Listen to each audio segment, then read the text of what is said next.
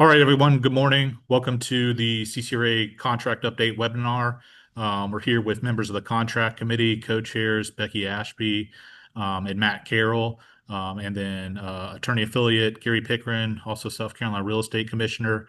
We're going to go over a couple changes to the contract of sale and a new form, a General Addendum that the Contract Committee created. These changes have been approved by the Board of Directors and will be coming to our contract vendors in the coming weeks. So we'll keep you updated on when that time will actually happen. If you have any questions during this webinar, please use the Q&A function to ask those questions so we can keep track of them. We'll try to answer either during the course of the webinar or at the end, depending on their relevance to the topic. With that, we'll go ahead and get started. Becky, I'll turn it over to you. Oh, you're muted. Oh, you're on mute, Becky. I was making background noise. I shouldn't have even had that off. Sorry about that. Yeah, so thank you everybody for coming today and learning about the upcoming changes. Still business as usual with our current contract, but getting ready and learning about the changes that'll be coming down the pike as soon as they're ready on all the digital platforms. So contract committee has worked hard on this. We kind of shifted gears because we needed to make these changes and get them into discussion, into what we felt was a great solution, get it in front of the board and so on. So it's a process, and we really thank everybody on the committee who has worked really hard, contributing and all of the things just to get this ready. So the timing of all of this is, the main thing that brought this to the forefront was the transaction costs, compensation, how to work those things together. There were a lot of just misunderstandings, different people, agents doing it different ways. Sometimes confusion between sellers and buyers as far as what was being asked for. Was it being listed in two separate places? And just a lot of confusion. So we really needed to clean all that up a bit, make it a process that everyone would be using and be very clear, just to avoid confusion and mistakes. Then we took the opportunity also to fix a couple other things, and we'll be going over all of those today. So Matt Carroll is my co-chair, and Gary is one of the legal opinions, along with Jonathan Howell, contributing to us from a legal standpoint. So having said all that, I think we will go ahead and get started. Matt? Yeah, so we will wait first. You have Taylor get the contract pulled up here. So if you have Taylor, I believe it's paragraph 9 that we will start with. There wasn't a ton of changes, and if for those that follow the changes that have happened on the South Carolina Realtor contract, the state contract, as we like to call it, they went ahead and removed the home warranty language from the contract. As everyone knows, we have our own contract that operates, separate independently from what SCR does. And as a committee, we there's some language that needed to be added upon the advice of some legal people. And so rather than removing it and making a separate addendum and making it more I guess, onerous and more work for all the agents, we thought we could accomplish what we needed to accomplish by just adding a short language at the end of the paragraph. So the paragraph pretty much remained the same, where at the top buyer, it'll provide at least better. So the top of that paragraph. Matt, we're having some issues with your audio. I think your internet's kind of going in and out. I'm not sure what that. I'll keep talking, and if it goes back in, maybe we can swap. But we just changed that. Yeah. Do you want to have Becky do that section, or do you want me to go ahead and do and see if Matt can get on a better connection? Yeah. Which would you prefer, Becky? Go ahead and do 9. Yeah, I can just jump in. As Matt was saying, so we kept pretty much this paragraph the same, and essentially, other than a couple wording improvements, we added at the end where you see note in all caps. that brokerage firms and or their affiliated agents may receive compensation or administrative fees from the home warranty company for completing administrative acts on behalf of the home warranty company. This fee, if applicable, will be paid to the brokerage firm ordering the warranty. The amount of compensation for this home warranty, if any, is blank, and if none, just leave blank or enter 0. So there are some companies, it's just a fact of the industry, is that sometimes they will pay an admin fee to the brokerage, and essentially then perhaps the agent as well on the downline from that. So we need to be transparent about that. If anyone is making money, compensation of any kind for anything related to the contract. So in being transparent, then we have this place where that would be filled out if there is one. And then that also puts seller on advisement that, maybe they are paying for a home warranty, and just them understanding that there may be a fee paid to the brokerage out of that. So just for transparency, it was an easy change. We deliberated all over different ways to accomplish this, and this is what everybody agreed on. All right. You want to do the addendum while we're at it? Or do we want to go on to number 10? Oh, yeah, no, that's, yeah, let's just go through and then we'll do the addendum last. Okay. So I'll go ahead and jump in. So first of all, hope everybody's having a good morning, and thank y'all for coming to this webinar. And first of all, I'd also like to thank Becky and Matt. I don't think everybody understands how much effort and work and time it takes Becky and Matt to be involved leading this charge, and not only on this document, but on so many different documents. And we are very appreciative of both of you, as well as Taylor and Kim, for the efforts that you guys at CCRA are putting in to try to make our contract the best contract. And quite frankly, between this contract and the state contract, I think our contract's the best. A little biased, but I still think it is the best. So there's two reasons that we made some changes to the transaction costs and financing. Number one is it is the 1-year anniversary of Sitzer Burnett's settlement. Came in August 17th. And the world didn't end. You didn't quit practicing real estate. Buyer agents didn't go away. And what we've learned throughout this past year is that we've had to pivot multiple times as we learned more about what was in the settlement. One of the big pivots we made, obviously, was the touring agreement. We were able to wrap that in at the Real Estate Commission into the broker relationship disclosure form. One of the big additional pivots that we've seen SCR be able to make was compensation. From the beginning of the settlement, the belief was that compensation should not be in the contract. It shouldn't be tied to the contract whatsoever. Several people were arguing against that, saying it should be. And as the year developed, SCR, through hard work with their counsel Mark, as well as talking to NAR and looking at what other states were doing, decided that compensation not only could be, but it should be in the contract. And the reason being was there was a lot of misunderstanding. There was a lot of confusion as to how it was best to be disclosed, as Becky said. The second reason, to be quite frank with y'all, was that many real estate agents were simply screwing this up beyond belief. And it was rather embarrassing that people who were getting paid by compensation couldn't figure out how to make sure that your compensation was clear. I mean, one thing about lawyers is we always know how to get comped, and we know how to divide by thirds. So you figure real estate agents would figure out this as well. But what we were seeing was that we were seeing agents doing Form 120 and then going into the contract and restating Form 120 in the contract and then sending that to the closing attorney. And the closing attorney was trying to figure out, was it the compensation in the Form 120? And additionally, it was now concessions in the contract, or was it just a restatement? Real estate agents would send it the same way twice. One time it would be a restatement. The other time it would be addition to. So at that time, talking to Austin and Nick, they were recognizing the problem as well. Met with NAR, met with Mark, their attorney, and they were able to determine that, yes, we could put compensation in. I believe that this should stop that big problem, because we're very clear in Section 10 that this is not to be used as a restatement of compensation. So let's look at the paragraph. We'll start at the top of paragraph 10.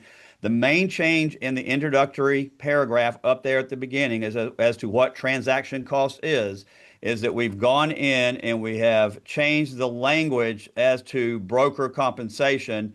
And as you'll see right there, third sentence down, and Taylor, you may have to highlight it, contractually agreed upon buyer broker compensation. So we took the word from the previous contract that said previously agreed upon real estate brokerage fees and change that to what shows on your screen now, contractually agreed upon buyer broker compensation. And then under the seller transaction at the very end of that, next to the last word on that next to last sentence, it says contractually agreed upon listing broker compensation. The rationale between that is we wanted to clarify that under the old transaction costs, people could make an argument, well, they were talking about brokerage fees and some type of agreement, maybe a Form 120. So what we're saying here is your transaction costs are what you've already agreed upon, whether it's in your exclusive right to buy document or in your listing agreement. What is in there, that is what we're talking about. So when you're saying a transaction cost is a contractually agreed upon listing broker compensation, we're talking about what the seller and the listing agent have contractually agreed to in the listing agreement. Same thing with the buyer broker compensation. It's what they have already contractually agreed to pay between the buyer and the buyer broker in the exclusive right to buy document. So that's what we're talking about in the introductory paragraph. That's the only change you'll see there that you need to, that we need to talk about. Now, let's move to section A.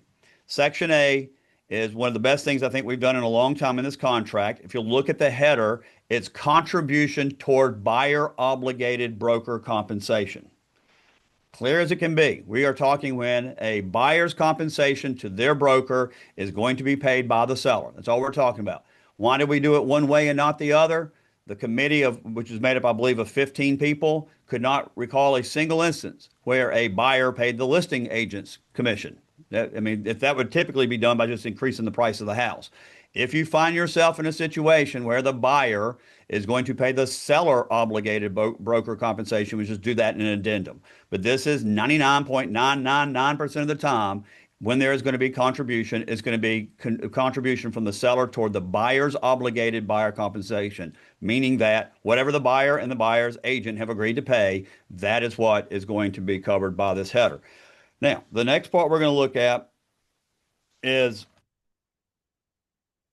should it be attached? The first sentence says, if the compensation of the buyer's broker is to become a part of this contract, the parties have attached the appropriate buyer broker compensation agreement. You typically would use, in our opinion, the best practice would be to use SCR Form 120 or some other form. I know some brokerages have their own brokerage form. That's fine. And then you would reference that form in paragraph 21 of this contract. I want everybody to understand you have two separate documents. You have a contract and then you have a Form 120 or a compensation agreement. They are two separate agreements in and of themselves that stand independently of each other regularly. We're trying to say here is if you're going to do compensation as part of this agreement, part of this contract, then attach a copy of that Form 120. What we're trying to eliminate is that a buyer would send a Form 120 separately from the contract. The seller would accept the contract, not sign the Form 120 and say we're under contract. That's not what this was all about. So if you're asking for compensation, at the same time you're submitting the contract, you're going to submit a Form 120 and you're going to submit the contract. The Form 120 does not have to be signed by both parties in order for you to attach it to the contract and submit it with the contract. The act of attaching it to the contract, submitting it together with the contract, is saying we want both. It is compensation as part of this contract. But again, you do not have to have it signed. One of the questions that I'll see people asking, well, do we have to negotiate the Form 120 first and then attach it after it's been signed by both parties? No. Buyer would sign the contract. Buyer would sign the compensation agreement, submit it all as one offer. The other question that will come up here is, well, what happens if we don't attach it? We've already signed the Form 120, but we didn't attach it to the contract.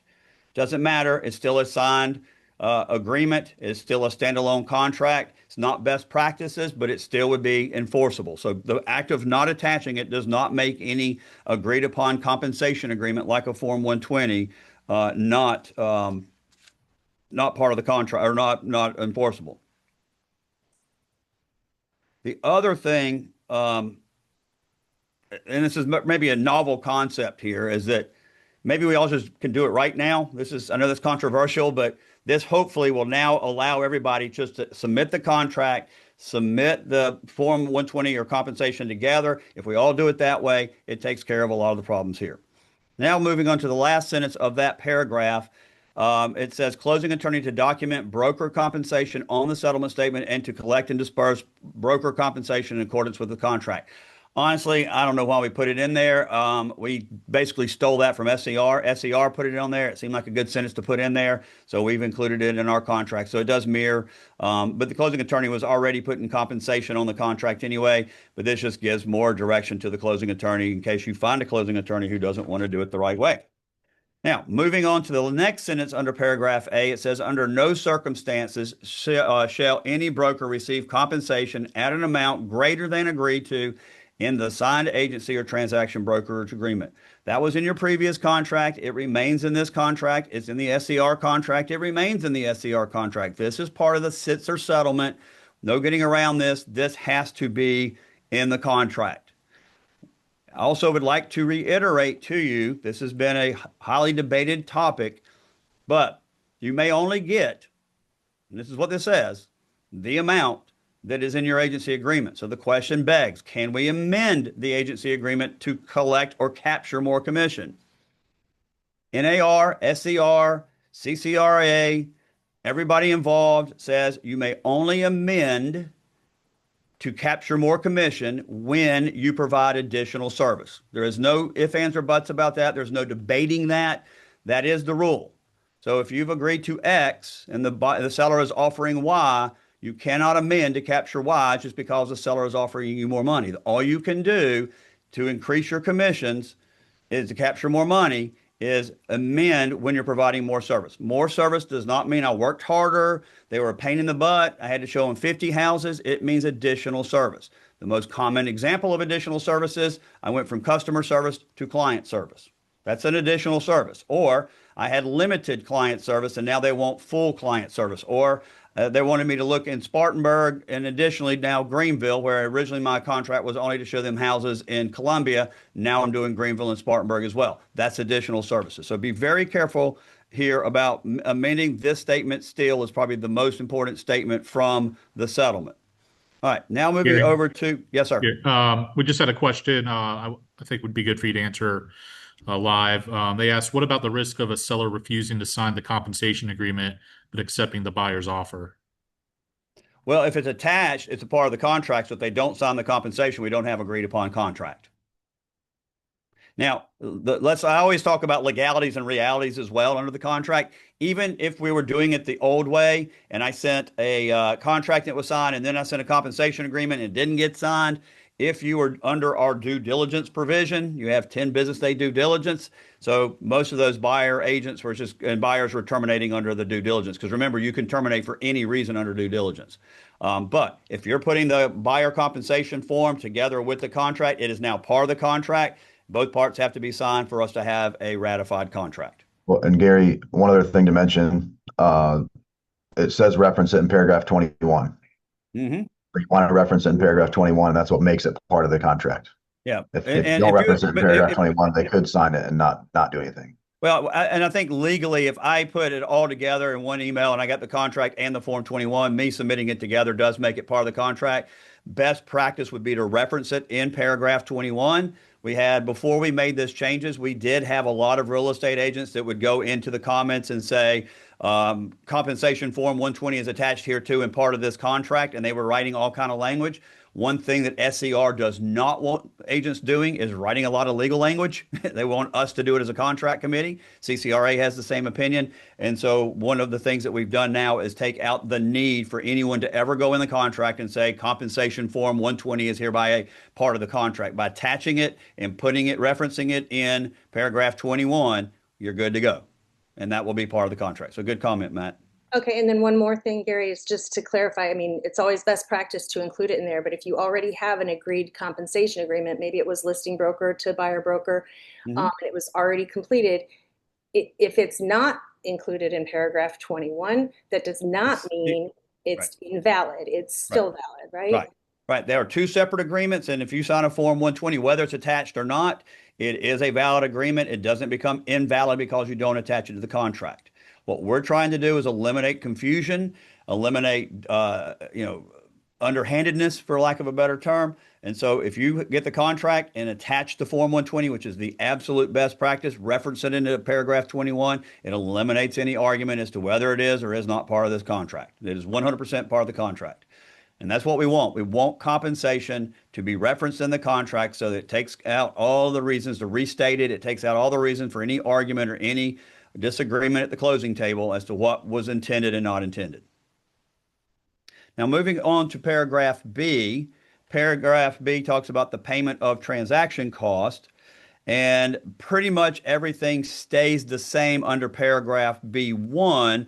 However, we did highlight other than any negotiated amount set forth in a broker compensation agreement. So what we're saying here is that this is a situation where buyer is paying the buyer transaction costs, and like happens in a normal closing, but we're making sure everybody knows that this does not include any compensation that may have been agreed to upon the party. So, if I'm paying buyer closing costs and you're paying seller closing costs, but we have a compensation agreement, this compensation agreement still is in force here. Not just because I check I'm paying buyer transaction costs, which we had defined earlier to include any compensation agreement that the buyer and the buyer's agent had agreed to. Somebody can't try to play legalese and say, well, under the transaction cost of a buyer, it says buyer paid, compensation. So this doesn't count anymore. That says no. Buyer transaction costs are what the buyer agrees to pay normally under the transaction cost, but it also includes any amount that we may have negotiated in a Form 120 or type broker compensation agreement. Under paragraph B2, very important addition. I think this was one of the best things we put in the contract. This is where the seller is going to pay a portion of the buyer's closing costs. First sentence, buyer's transaction cost not to exceed blank. This is where you're putting in the transaction cost. The second bold statement, I hope everybody reads this, underlines it, highlights it, understands this. Any amount entered here is in addition to and does not include any negotiated amount set forth in the broker compensation agreement. And I can't remember whether it was Becky or Matt who came up with this language, but I love this. This section is not to be used to simply restate the terms of any compensation agreement. I don't know how clear this can be. Do not use B2 to restate compensation. Put your compensation agreement, attach it to it, put in paragraph 21. Now we're not talking compensation anymore. We're talking about closing cost. And this section isn't to be used just to restate something you have in a broker compensation agreement. Now, if you don't have a broker compensation agreement and you want to collect just transaction cost here that can apply to compensation or closing costs, that's fine to use this. I don't agree with that. That's not the best way to do it. But if for some reason the parties just will not sign a compensation agreement, but they'll agree to closing costs, then you can do it here. But you do not do it in both places. Don't put X amount of dollars in a compensation agreement and then restate it here. So highlight that this is not to be used simply to restate the terms of compensation. Other than that, go ahead. Gary, also, if what is agreed upon on the compensation agreement does not amount to what you agreed on your buyer agency form with your buyer, then the additional amount can be agreed to here as well. So if it's, something 0.5% on the buyer agency and you need to make up an extra 0.5 or an extra 1 or whatever, that can be made up here if it needs to be. Correct. So if your compensation in a compensation agreement only covers half of what your compensation is, but they're willing to pay buyer transaction costs for whatever amount, you can put that there. But the key here is this is not to restate anything that's in the broker compensation agreement already. So let me give an example. If in my compensation agreement, my Form 120 is to pay half my compensation, and now I'm going to get additional money. I have to use numbers here, Taylor. This is not setting commission numbers. This is just blank numbers. If I wanted 100 and I got 50, and now I need to get the other 50 in the compensation here, I don't go put 100. I'm asking for another 50 because I already got 50 in the comp. Now I'm getting 50 here. So I don't go in here and put 50. 50's already been handled in my comp. So I'm just putting 50 here to cover the difference. Does that make sense to everybody? Matt, Becky, that makes sense to y'all? Good. All right. I'm sorry I had to use numbers. Under no circumstances are we trying to set anybody's commission here, whatever that disclosure was supposed to say. All right. Now, the last part of this paragraph, seller agrees to allow up to blank dollars if none leave blank or enter zero of the above seller paid buyer transaction cost to go toward buyer's broker compensation, but only to the extent such compensation is not fully covered by the compensation agreement. What we're talking about here is can any of the money that you've put here under B, 10B2, can any of that money also go to compensation, or is it strictly related to seller closing cost, buyer closing cost? It's up to the parties. Now, I would argue, what does it really matter? If I've agreed to pay $1 here, what does it matter where it goes, whether it goes to the closing attorney, the mortgage company, or the agent? So I don't know why sellers would care. If I'm agreeing to pay $1, I'm paying $1. It doesn't matter where it goes, but I guess some people care.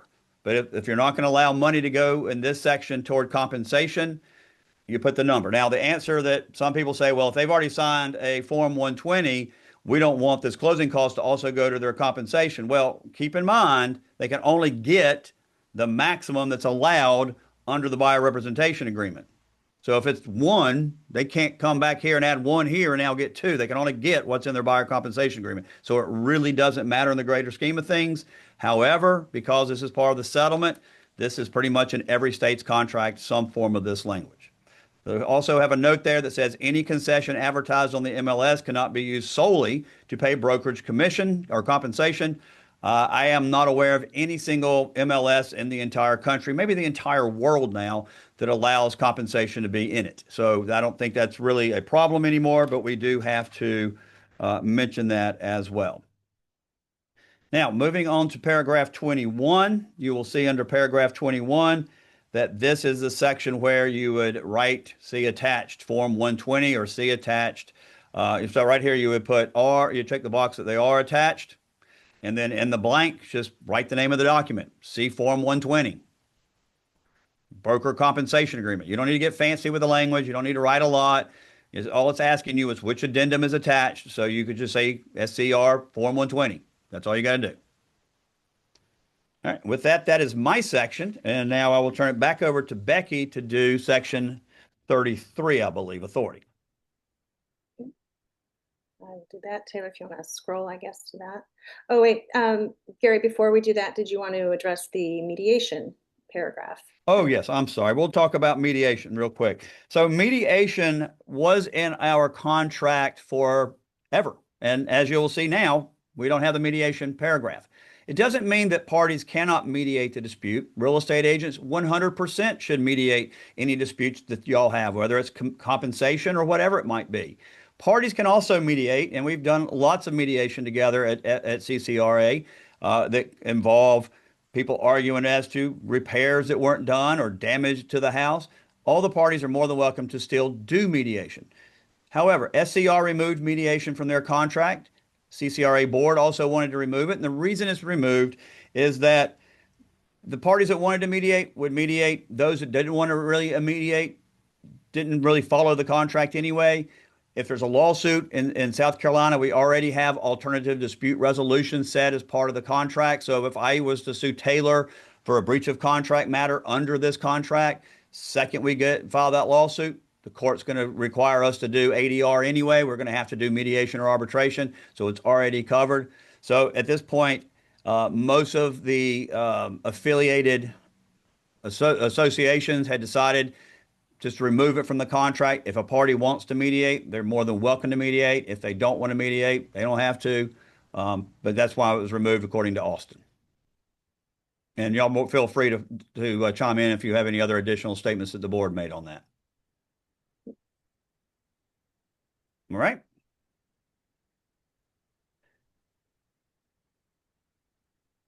Now, Becky, Becky, if you'll do paragraph 33. Yes. So authority to sign. This was really included. It's something in a different manner that it's included in the SCR agreement to buy and sell. But the issue of, gosh, sometimes when you're very far along in the transaction, it gets discovered that, oh, all the right people didn't sign the contract, or so-and-so didn't have the authority or the sole authority. So in order to help avoid that from happening, we included this authority to sign, where the individual who is signing on behalf of the buyer or seller, for example, if they have a power of attorney, corporate authorization, if they're a personal representative for an estate, that individual signing that person who is signing warrants that the party is properly identified in the contract and that the individual signing has proper authority to sign, and that appropriate legal documents will be provided to the closing attorney upon request.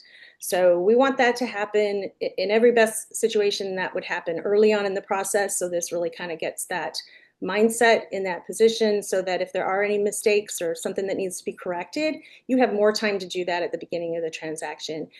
We also didn't feel it was appropriate for a listing to say agent to say, hey, show me your documents now with your offer, because that's private information that they don't necessarily need to have their eyes on, but it needs to be verified. And so who better to do that than the closing attorney upon request? So as an agent, I guess you're the buyer's agent, the listing agent, whomever, that you pay attention to this. And if there are any questions, you try to do your homework ahead of time to make sure and ask the right questions before entering the contract. But if that all seems like it's all good, you've done your part in using reasonable care and skill in determining that. You then also say, hey, closing attorney, please verify these things as quickly as possible. I'm not sure if they have the right documentation or not. So that's just a simple way of putting everybody on notice and hopefully avoiding problems early on. If I may add, the Real Estate Commission has opined recently, as a result of our increased inspection authority, I guess. It's really not increased authority, it's more just an increased practice. The commission recently handed out to all of the brokers, or sent out to the brokers, that if you were to be audited, these were some of the things that we would be looking for. Two things that have been discussed at the commission. Number one is proof of earnest money. So whether you're holding the earnest money or not, your file needs to have that. So if your file gets pulled by an audit, or if you get a grievance filed against you and they audit your file, they're going to look to see if earnest money is part of the contract. Did you get a copy or some statement from the closing attorney stating that there's compensation, or earnest money was paid, rather? The second thing that we talked about is exactly this: is the authority to sign. If you're signing contracts that are being signed by power of attorneys, being signed by personal representatives, people purporting to have the authority to sign for a LLC, a corporation, a partnership, do you have something in your file that proves that that person has the authority to sign? I assume nobody likes to work for free, but what we're seeing is, and it's not often, but we do see it, is where somebody will claim to have the right to sign for an LLC, only to find out that in order to bind that LLC, it takes all three members, or there's a different member that has authority. Do not wait for the closing attorney to do this. Unless you want to work for free or get in trouble. When you're meeting with a client, if they're using a power of attorney, you need to put the copy of the power of attorney in your file. You need to actually look at it and make sure it says the person who is sitting before you is the person signing it. Remember, military power of attorneys do not have to be recorded in South Carolina, but any other power of attorney other than a military power of attorney has to be a South Carolina power of attorney that is recorded in the state.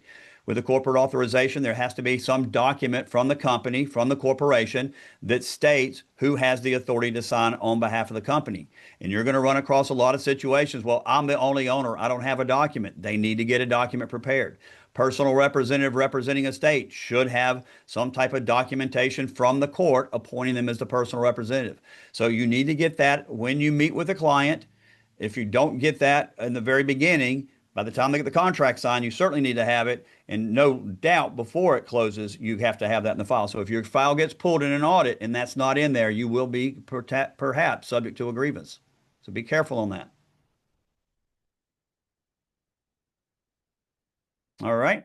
What else? So we now move over from this section, Becky, I believe, into the addendum. Yes, and Matt, you got that? Yep. Let's see. My internet connection's a little better now.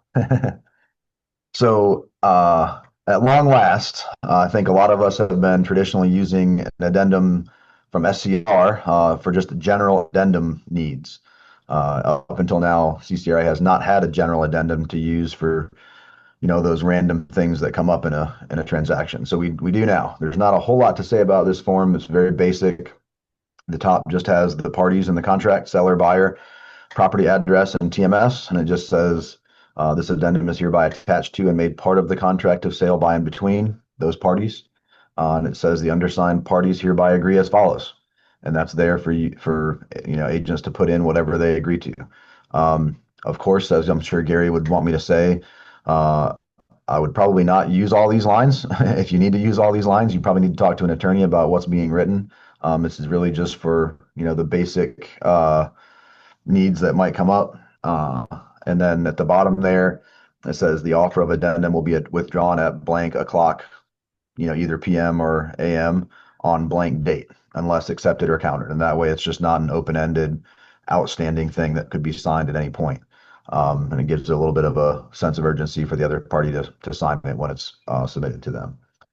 So very basic, and then just party signatures. So should be very basic, easy to understand. I think this may have been record time for a new form in the contract committee. Usually there's lots of hemming and hawing and back and forth, and is this an and or an or should this be a period or a comma? All things like that. But this form made it through our debate in record time and is ready to go. So. And do Think we that's have the home warranty addendum?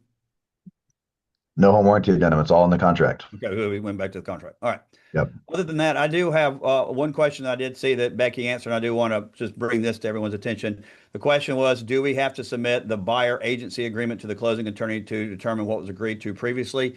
That's not really been a settled question or answer yet. My firm has taken the position we don't need your buyer agency agreement. We either need your Form 120 of your compensation agreement. It doesn't really matter what's in the buyer agency agreement because you could take less than what's actually in the buyer agency agreement. The only thing you can't do is take more, but I don't know why we would need to see your buyer agency agreement. We're not the real estate attorneys are not the police of whether you're taking more or not. That's up to you.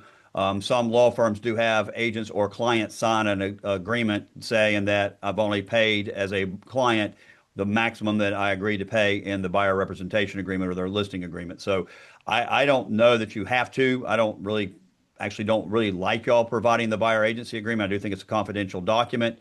However, the attorney's also representing the client, so they have a duty of confidentiality as well. So if you do have to provide it, I don't think it breaks any code of ethics or any confidentiality you have since that attorney's also representing your client as well. But no, I don't think you have to submit them. All right. Do we have any other questions? Becky, do we have anything else that we need to go over?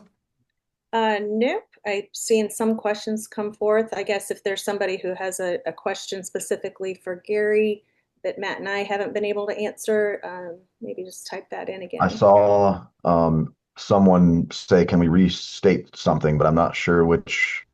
Oh, maybe they just said the document that Matt reviewed. That was just the general addendum. So it's not out for use quite yet. It's got to make its rounds through the e-signature platforms and things and for distribution, but that should be coming out very shortly. I think maybe before the end of September or something like that. But the CCRA will put a notice out once those new documents have come out. But it's just a very basic general addendum that will go with our contract rather than us going back and trying to use the SCR form for general addendum. Taylor, you There said was that not would really a come whole out lot to when? explain there. Yeah, so I've seen a lot of questions about that. So for everybody's knowledge, the current forms that you've been using are still live and active and are the ones you should be using. These forms we expect to be available by the end of September at the latest, but we'll send out a exact date when we get that confirmed. We've recently signed agreements with SkySlope, BrokerMint, DocuSign, and dotloop to host our forms on their platforms. Obviously, along with your zip forms and Lone Wolf member benefit you get from the state association. So we're trying to finalize dates with them so they're all released at the same time. That's why we don't have an exact date yet. But again, we'll send that exact date once we have that narrowed down. Uh, And Taylor, can you address the old question we always get? Can I still use the old forms once the new forms come out? Yeah, no, once the new forms come out, you should be using the new forms. The old forms, I think the only situation is like if you're in the middle of a transaction, obviously you still use the form you've used for that transaction, but after that's over, everything should be switched over to the new forms. We'll also have updated um, timestamps, I guess, on all of them. So you can see the exact date. They'll all be 2025. So yeah, nobody should be using those old forms. And if they are using the old forms, you need to tell them to resubmit on the new form. The one thing that's very important to understand is you have a limited license that has been granted to you as a member of CCRA by CCRA to use their forms. And when that new form is issued, they revoke essentially the license to use the old forms. So you don't have the right to use the old forms anymore. Once that form has been updated and this is a new form, that's where you have your license to use the new form, not the old form. So only use the new forms. And if somebody uses the old form, ask them to resubmit it to you on the new form, the correct form. Okay, now I'll take a couple of, someone had clarified that uh, their question about builder bonus and how do we handle that. My first thought is, that's something you have on your buyer agency agreement, and is covered on that. And if you are in a contract of sale with a builder, it's probably their contract and not our contract of sale, which is what we're covering here, right? And then, Well, all I will add, not to get way offline here, there's two issues there. Is number one is, can you go back and recapture a bonus that is not in your agreement? The answer is unequivocally no. You may not do that. There is no debate about that. That comes from NAR, SCR, CCRA, Catchmark. If you do not have a bonus in your buyer representation agreement and the bonus is then offered, you cannot go back and amend to capture it. You have not provided additional services, so you cannot capture it. That is without debate. What is of debate is whether you should take them in the first place. There's a debate as to how do you put it in the agreement. SCR has come out with new exclusive right to buy documents that include a paragraph section in there. So if I am meeting with Becky as a buyer, and I say, Becky, my fee to represent you and to navigate you through this process is X. And oh, by the way, if I show a house and they offer me Y as a buyer's bonus or as an agent bonus, will you go ahead and consent to that? And she says yes. Then I can do that, put that in the agreement, and we're good to go. But you cannot go back in and add it later without providing additional services. That's without a doubt. Now, there's an argument as to whether you should be asking people to put it in the first place because Catchmark believes that any bonus money would actually belong to the buyer and not the buyer's agent. That's for debate. That's a whole nother hour-long podcast or something. I don't know. and real quickly, someone had asked about why CMLS forms aren't on zip forms, but that's, separate entity. SCR has the relationship with zip forms for all the forms and CCRA to be on there. CMLS doesn't necessarily, or I guess they don't have that agreement. So that's why you won't see those forms on zip forms. We've got some questions, Gary, about, the buyer agency, and I guess if what's being offered by the seller is more than what's in the buyer agency agreement. So and that same thing, unequivocally, you can't, or I mispronounced it, unequivocally, you cannot amend to capture more money. I hope everybody understands that and catches that. If I have signed an agreement for X, seller's offering Y, I cannot go back to my buyer and say, my good day, I'm getting extra money. Can you sign an amended so I can get paid? It's not coming out of your pocket, it's coming out of the seller pocket.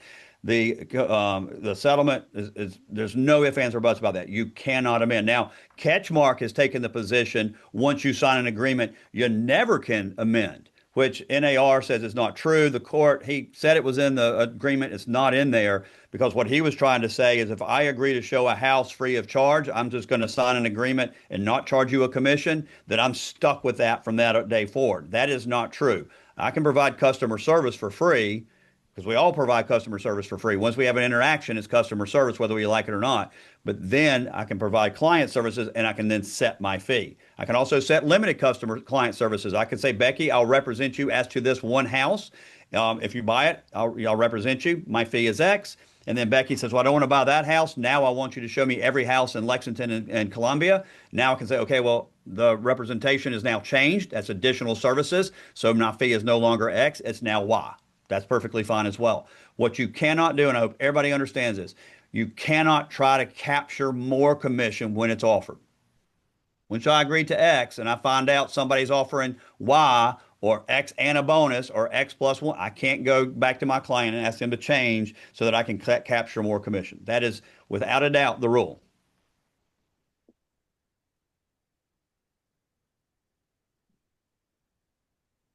All right, any other questions?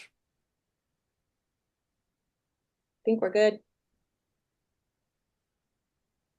Someone just asked is there a Form 120 for buyer to buyer's broker? That is the agency agreement. That's all defined on the agency agreement. So if you get a percentage on the agency agreement that you define, and you're just going to have the buyer pay it to you, then that's done. There's no need for a compensation agreement on top of it. And I think they may be asking about if there was extra. Well, if there was extra, you're not allowed to get extra. You can't go back and Well, amend it. right, but I guess if your buyer agency says X and the compensation agreement is for Y, which is a lower number than X, you still don't need a compensation agreement to make up the difference. It's made up for in the buyer agency. So if the buyer is going to pay it out of pocket, that's great. If you're going to try to have the buyer not pay it out of pocket and you only get the agreement on Y, which is less than what was agreed upon on the buyer agency document, then you can define that in 10B2 and try to get the seller to pay it that way as a concession. That's actually a very good comment, Matt, because what you're talking about is if I've agreed to X, but the seller's only going to pay half of X, I don't need another agreement with my buyer for the buyer to pay me the difference. The buyer's already agreed to pay me X, not half of X. So that's already included in my agreement. So that's an excellent comment. Keep in mind, you may always take less. So if you've agreed to take X and you like this buyer so much that, you know what, I'll just take half of X. That's fine. You don't need to even go back to revise your document. You don't have to go in and do a new form. You don't have to do a Form 120 or any compensation agreement. You just notify the closing attorney that I'm only going to take half. That's perfectly fine. Nothing against taking half. It is against taking more. Okay, so I don't know if this is a workaround, but someone has asked, what if the buyer wants to give a bonus to the buyer agent more than what was originally agreed upon? Can't. Too bad. Cannot do that. Someone else asked, does the agency agreement need to be submitted to the closing attorney if there's no Form 120? I never asked for it as a closing attorney. I just asked that you give me what your compensation is. We never asked for your buyer representation agreement prior to Sitzer Burnett, so I don't know why we need to ask for it now. Yeah, The it only shows up difference on, prior and now is that you can't take more that's in your agreement, but that duty's on you, not me, as a closing attorney. right, and it shows up on the settlement statement that the buyer signed. So the buyers, Saying they agree. Yeah, if it was something other than that, then the buyer wouldn't be signing the settlement statement agreeing to that if they had agreed to right. something different to start with. Agreed. If I agreed an agreement with Matt to pay him X, and now I come to the closing and he wants X plus 4, that's a problem. I'm not going to sign it. That is correct. Taylor, one comment too was there's a lot of questions that have been in the Q&A that have been being answered and not necessarily discussed publicly, that, one of us has answered along the way. And people were asking if those could be, made into a FAQ or something and sent out. Yeah, I think we might be able to put those together for when we release the forms to include like an FAQ. So there's there's a lot of questions about these bonuses and why can't the agreement in the exclusive right to buy include a statement saying buyer will pay a percentage and accept any bonuses up to a certain amount. And I mean that's what's in the buyer representation agreement that that SCR is put in. what's in. Yeah, if you have that question, that means you're using the wrong buyer agency, Yeah, because because that's that in. is in there. The only debate that I said earlier is, there is a debate amongst people in real estate as to whether that should be in there at all. Because again, Catchmark takes the position that how do you ask for a bonus when you haven't even done any work and you don't even know what the bonus is going to be? And so why are you asking for a bonus? That money should belong to a buyer because if the seller is offering $1,000 bonus, shouldn't you just get $1,000 off the closing cost or $1,000 off the price and give that to the buyer? I'm not saying that's right or wrong. I'm just saying that's the argument is how do you ask for a bonus when you haven't even done any work yet? That's the argument against it. But SCR right now has in their forms where you can ask for a commission and you can ask for a bonus up to an amount. SCR is very clear. Austin was very clear in his video that if you put in X and the bonus winds up being X plus, you can only get X. You cannot get above what you put in there. So don't put $1 and then all of a sudden it's $1,000 and go, well, I'm going to take $1,000. You can only take up to that amount. So if you have in your buyer agency document that you're going to be looking at resale homes, and then later on the buyer decides they want to look for new construction homes, is that additional services that you're showing them new construction homes that requires more service? And they, My argument would be no. I don't, Mhm. whether you're buying reconstruction, I mean, new construction or resale, That's not new additional services. I do believe land is an additional service. Now, I know you have to work harder sometimes when it's new construction because you might be in the transaction longer. But again, NAR has been very clear that it is not additional services because you had to work longer or work harder. That is not additional services. With that being said, I have seen a brokerage that in their buyer representation agreement, they've set out three different fees. They've set out a fee for resale, a fee for new construction, and a fee for lots because or a vacant land because they got in a situation where they were representing on a resale. Then the person wanted to buy a lot. Then they wanted the agent to help them find a builder and help them get everything done. And so that's why they put it in there. But no, going from resale to new construction, in my opinion, and from what I have seen in my research, is not considered additional services that would warrant additional monies. Taylor, you may have a different opinion, Helping or have somebody you heard helping something helping different than somebody that? pick out their helping somebody pick out their countertops and carpet colors as an additional services, huh? There's no more different services than helping somebody get repair companies in to make repairs to the house to get the carpet replaced on a resale. It's working harder, not additional services. Again, I do want to be clear. Gary's not the police. I'm not coming around your practice and asking to see all your documents and fining you. Real Estate Commission has no jurisdiction over this. Y'all are asking me my opinion. My opinion from over 2 years of being in reviewing this settlement for well before it was even when the case was only about halfway through the court system, we were already watching it and doing podcasts on it. So about 2.5 years I've been following this case. I'm just telling you what the experts on Inman News, Real Estate News, and everywhere else is saying about it. So take it for what you want. Someone did comment that if everyone would just watch Gary's or listen to Gary's podcast, they know the answers to these questions already. And So that'd be called Dish and Dirt. You can find it on any podcast platform. Just saying. Thank you for the free plug.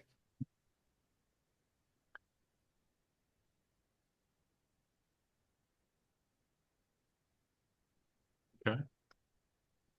someone asks, how is this scenario covered in the exclusive right to buy buyer agency? But I'm not sure which scenario you're referencing there, Shalonda.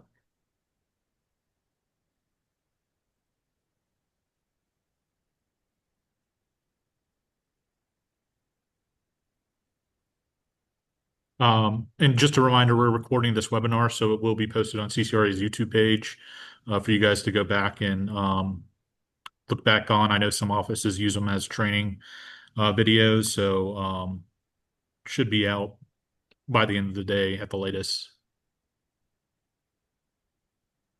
Okay.